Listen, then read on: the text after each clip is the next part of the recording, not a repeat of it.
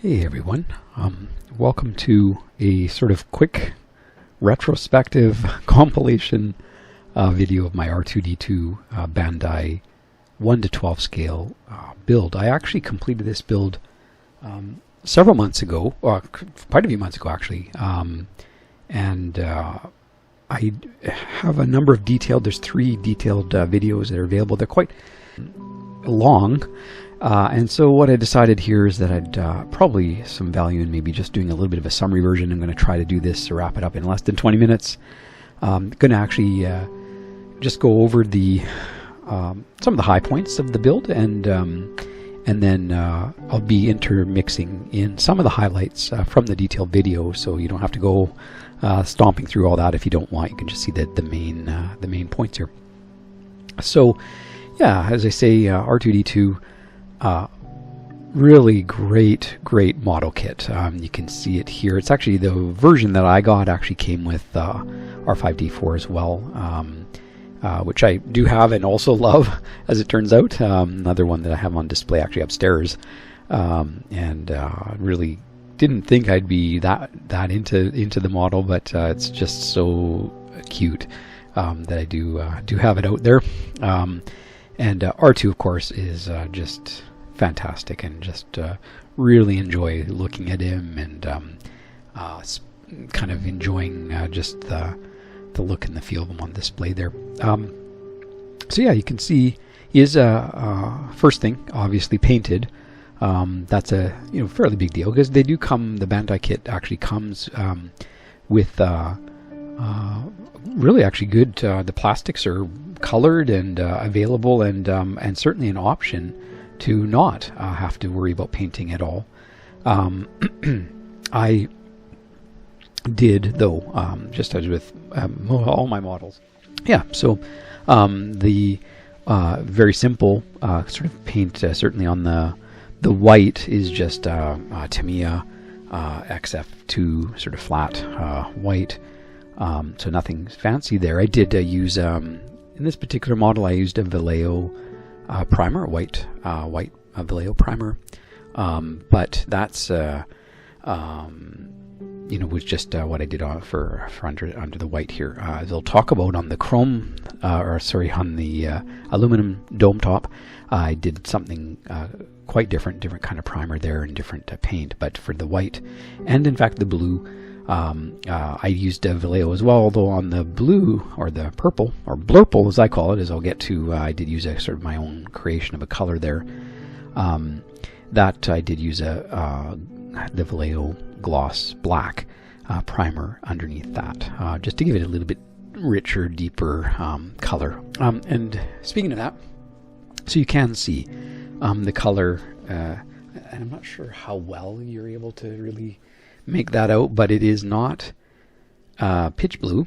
It is it does have just a shade of purple there, and that's very true to the real R2. Similarly, I had that kind of color, and in some light, depending on the lights, it can look very purple. Some of the photos you'll see of him, it's kind of startling actually sometimes to see it, but it's a particular kind of dark, dusky light. In brighter light, it'll look quite blue, and so that's actually, I think, what you're seeing under all the lights I've got going here. It looks pretty blue, I think.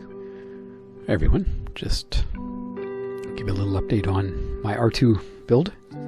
Been working on some, obviously some colors, trying to get to the right shade of blue purple. That so R2, and I think I've more or less settled on the color that I'm going to use here. So it's this guy, and it's a mixture. It's kind of my own formulation here. A few colors. It's equal parts phthalo blue with deep purple, and then a little bit. So it's 5, and 2 are the formula. White. And it comes out looking like this when applied onto the piece, which is really really close. Actually, if you look at the sprue, sprue tree. It's similar, but it's got a shade of purple in it that I find is really great. Not sure if you can even really see that difference. So it's just a little more, definitely more sophisticated. Yeah, so that's what that is, and it's kind of everywhere where there's the blue, and then there's quite a bit of, you can see a lot of decal work here as well, and that's just a lot of fun, lots of decals to do. There are some really fine decals. These little quarter decals are can be quite tricky to lay, and these ones went perfectly on my R5. I did one of them kind of just disappeared somewhere. I don't know what happened to it, so I did have to paint that in, but it ended up looking fine as well. You can check out the build for R5 if you're interested in that. Yeah, these two went really good this time. So remember, I had kind of some headaches on R5. These little parts, the little corners, this time they all came out just perfect. I've got them. I'm really happy with where they're positioned. I just put the microsol on, so they're kind of shrinking and kind of bubbling up a bit, but they're just perfectly positioned. And then my centerpieces are a lot nicer than the R5. So lessons learned there. Got a little better job on those, I'd say, this time. And then these little guys, these win for the most detailed. Again, I'm not sure if you can see that or not, but they're extremely tiny. Yeah, so they actually look pretty good. They're really nicely aligned there. I at first had one that was a little off, but I actually was able to reposition, just moisten them and bring them back, and so I have actually pretty good coverage on those. And then there are a lot of panels here that, as you can see, can open up, and we can install some tools. But for now, I'm just going to actually go show them to you and go through them. But these panels do all pop off, and there's kind of alternate panels that have plugs that you use when you're going to have an open panel. Same on the top for the periscope and the antenna. A couple of these pop off for that. You also notice on the little lenses and projectors that I did use a sort of a darker steel color. So I was using Vallejo makes a steel color that I thought worked really, really well for this kind of application, which is this one, which I really, really like. And it's kind of very dark. It kind of almost gives a black, but it's kind of a metallic black. I think it's looks awesome. It's really accurate to how those look. So all three of those kind of have, well, these two have that treatment on the edges and on the front surfaces. Not sure, obviously it's a really dark. You can see when I add it to the palette just how dark that is. It's almost black, but it's just a really kind of almost got a metallic, obviously, dark blackish thing, but I just think more accurate to what we're actually looking for here. So I'm just gonna try and carefully paint the edge here. Yeah, you can see that's, I think, the perfect color that we're looking for here.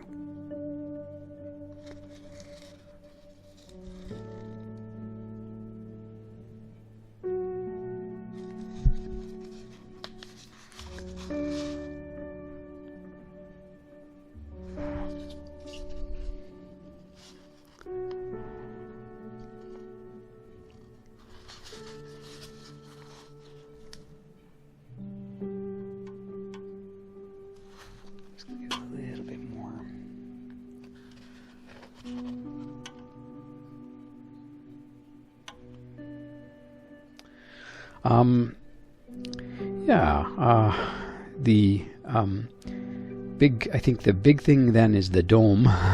That's where I spent actually a large amount of the time on figuring out the right color to use, and so I did spend a lot of time. Tried actually a couple of different things. I originally had, if you've watched the detail video, I originally tried to use the X11, which on small surfaces and just on small amounts can look okay. And in fact, I think I've got a little bit of it on there, and it looks okay on small surfaces and small amounts.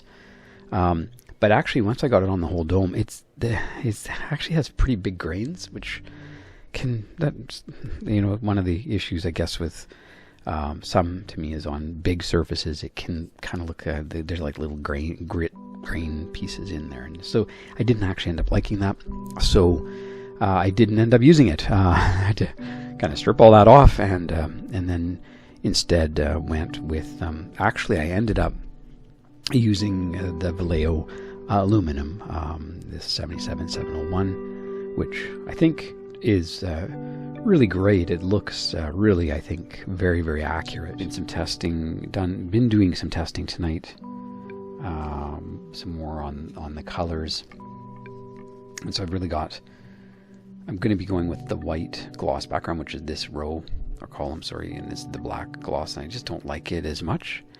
So I'm going to go with the white gloss, and I'm actually leaning towards this guy, which is actually the Vallejo silver. So that's, I think, the one I'm going to go with. It's shiny. That's kind of the right color, maybe a little dark, but actually the more I look at it, I think it's just right. This is the Vallejo aluminum, which is close. And so, tempting. This is this is Mission Models silver. So it's similar, but just doesn't quite have the shine that the Vallejo has, so I kind of prefer it. And then this is the Mission Models aluminum. So kind of the equivalence between the Vallejo and the Mission Models, and just the Vallejo metals. These I really like these metal colors. Very nice. Have a nice shine to them. So I ended up using for that primer, I did use the Mission Models a gloss white base underneath, and so that was the primer, and then did lay in the aluminum on top of that, and lots of light coats of this. I used a gloss coat, actually. I used All-Clad Aqua Gloss, so I gave a nice coat over all of the aluminum parts. And remember, I ended up using this aluminum. So yeah, and the All-Clad too, it's not actually technically made for these metals, but it kind of worked pretty nicely. I'm really happy with just the right level of shine that I'm getting on that aluminum is just right. For the rest of the model, I used just a Mission Models semi gloss. So a nice, it's not completely flat, but it's pretty flat. It's kind of a very dry semi gloss seal. Actually, and also, so to open up his third leg, you just take off his head, and then this just pops down there like that. And then you just put it back on there like that, and then his legs just go back like that. So pretty straightforward. Pretty neat little method that it works. You can see some of the weathering that I did not very much. I really wanted him to be very pristine. Kind of from Clone Wars, where they're doing the hot oil baths. That's kind of what he came out looking like. But you see around the foot pads, I did use just a little bit of light weathering just with my AK interactive weathering pencils. Just a little bit of dark pencil work there to kind of just give them a little bit of wear from dirt.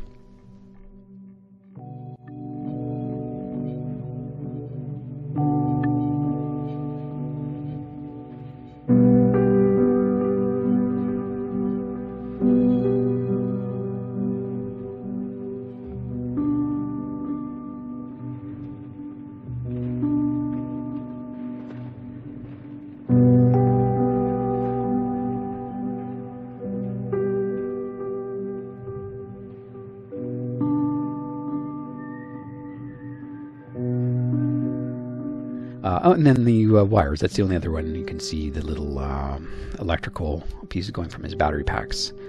I did use just a wash to give him sort of kind of a leathery brown kind of look. I've got all the four hoses I've been working with. Remember I used the sepia wash to just keep dipping them in the wash and getting a kind of a nice, really like that kind of color that you end up with, and it's kind of got a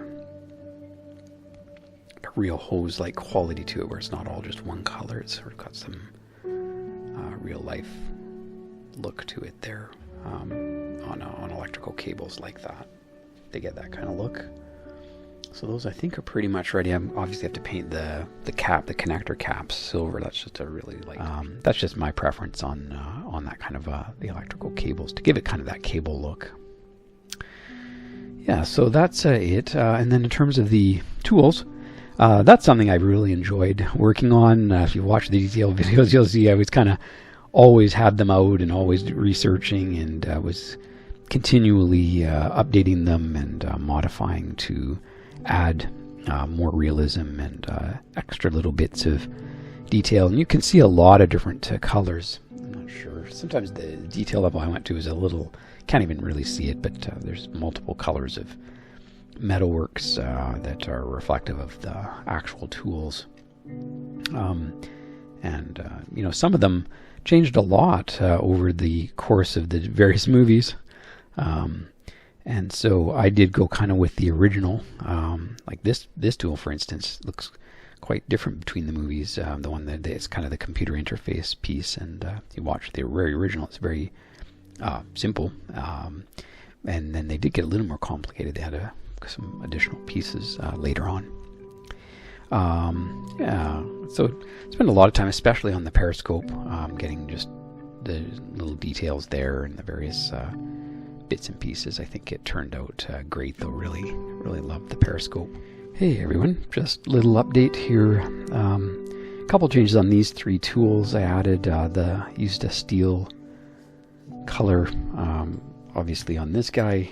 On the in-between side, I had a different color, but it just wasn't dark enough. I again looked at more reference material, and that should be pretty dark. So I added that, and then also same thing here. That band should be pretty dark as well. That sort of steel gray. So I did that, and you'll also notice on I originally just used a marker or a weathering crayon, pencil crayon on these, and I changed my mind on that and actually did end up using some paint. I just used NATO black, Tamiya NATO black, and darkened those in so they just have a little more consistent look, and then added the dots on the back as well, which are also black. So that's the big change. And the saw, that's my other kind of favorite one. A lot of little details there to really show it off, and yeah, some kind of detailed painting there. You can see those are, you know, all molded piece, but spent some time just making sure we got the paint there right. And then those again are all just sealed with the same semi that the model overall is sealed with as well. Yeah, so they're a lot of fun to plug in. That's really it for the model. It's a lot of fun. I really enjoy it. It displays wonderfully. I actually have the C3PO as well. They kind of stand next to each other and look kind of awesome, of course, and just really adorable. Can't really say enough about it. The model kit is super easy to build. Well, super straightforward. It's really goes together. The tolerances are extremely tight. I mean, it is a really well built model in terms of the sprue trees are really nicely detailed, perfectly fit. In fact, so perfectly fit that it's one little thing if you are going to be doing your own painting, and especially if you're going to be doing a lot of dome work and so forth, to kind of try to minimize the amount of painting on surfaces where you're going to have to be inserting them and having them play well with other parts, because those fractions of a millimeter can make a difference in terms of how things are going to fit. I did go through that in some of the detail videos, some of the struggles I had on some of these pieces and how they fit together, and ended up having to do a bunch of rework and sanding and so forth. So that's one little thing. You could save yourself some headaches there probably by just doing that up front. Yep. So hopefully a lot of fun. Hopefully you enjoyed kind of seeing these little bits of the build. and enjoyed the model as much as I do, and if you do want to see a little bit extra detail, for sure check out the detailed versions, and where you can see a lot more information. I just kind of skipped through it here really quick, but see some more detail if you are going to be doing the build and are at all interested in how things went together and some of the experiences. That's there. Hopefully you enjoyed it. And if you did, please like and subscribe and leave comments below. I'd love to see them, respond to anything. If you've got any questions about anything, actually, any of the materials or any of the details of the build, feel free to ask away. Okay, off to the desert planet Tatooine for a quick photo shoot. Hope you enjoy it.